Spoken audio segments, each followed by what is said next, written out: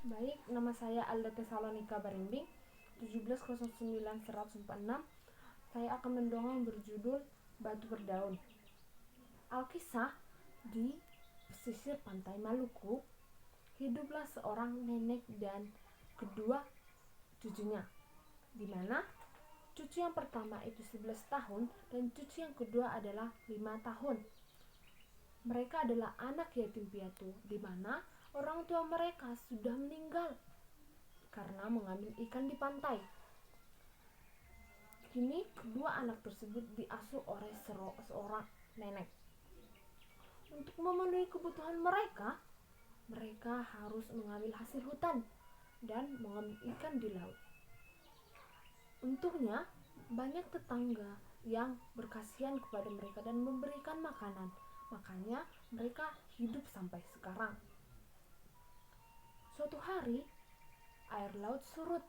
Itu menandakan bahwa banyak kepiting yang terdampar ke pantai.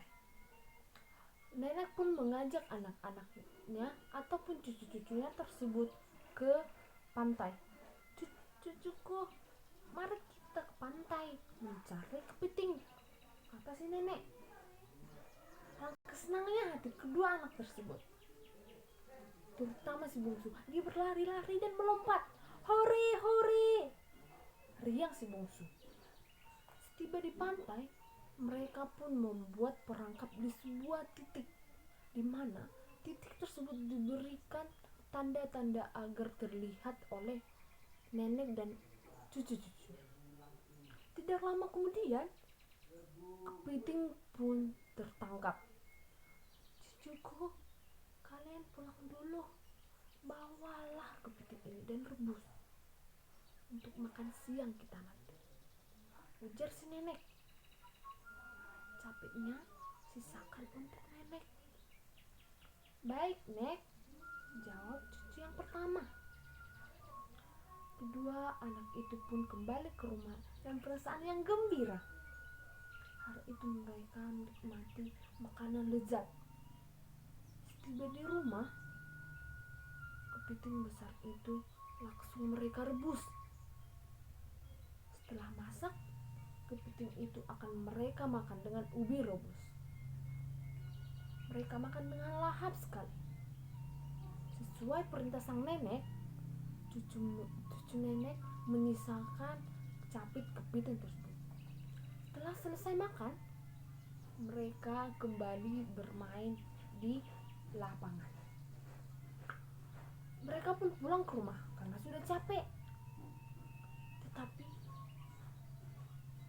sang bungsu lapar. Kak, aku lapar sekali. Aku mau makan. Bukankah kamu tadi sudah makan? Kenapa kamu lapar kembali? Aku lapar lagi, Kak. Aku mau makan capit kepiting. Jangan. Capit kepiting itu adalah milik nenek. Meskipun sang kakak berkali-kali menasihati dia, si bungsu tetap saja merengek dan menangis. Tetapi kakak merasa kasihan kepada si adik dan mengambilkan sepotong capit kepiting tersebut. Tetapi si bungsu tetap merengek dan meminta satu lagi capit tersebut, dan kakak memberikannya. Tak lama kemudian, sang nenek pun kembali dengan wajah yang sangat pucat dan terlihat sangat lapar. Cepat-cepatlah dia masuk ke dapur, ingin menyantap capit kepiting tersebut. Betapa terkejutnya dia melihat lemari yang kosong. Cucuku. Iya, Nek. Ada apa, Nek? Mana capit yang ibu, yang nenek pesan tadi? Maaf, Nek. Capit kepitingnya sudah dihabiskan oleh adik. Aku sudah berusaha menasihati dia, tapi dia terus menangis meminta capit kepiting itu. Betapa kecewaannya si nenek. Ia benar-benar marah karena kedua cucunya tidak menerima nasihatnya. Tapi berkata apapun, si nenek berlari ke gunung, ke bukit. Dia berjalan menuju sebuah bukit. Sampai di puncak bukit itu, lalu mendekati sebuah batu besar yang bentuk seperti daun. Orang-orang menyebutnya dengan batu berdaun. Di hadapan batu tersebut dia menangis dan meneteskan air mata. Wahai batu, telanlah aku, suara si nenek. Tidak ada lagi gunanya aku hidup. Cucuku tidak mendengarkan nasihatku lagi.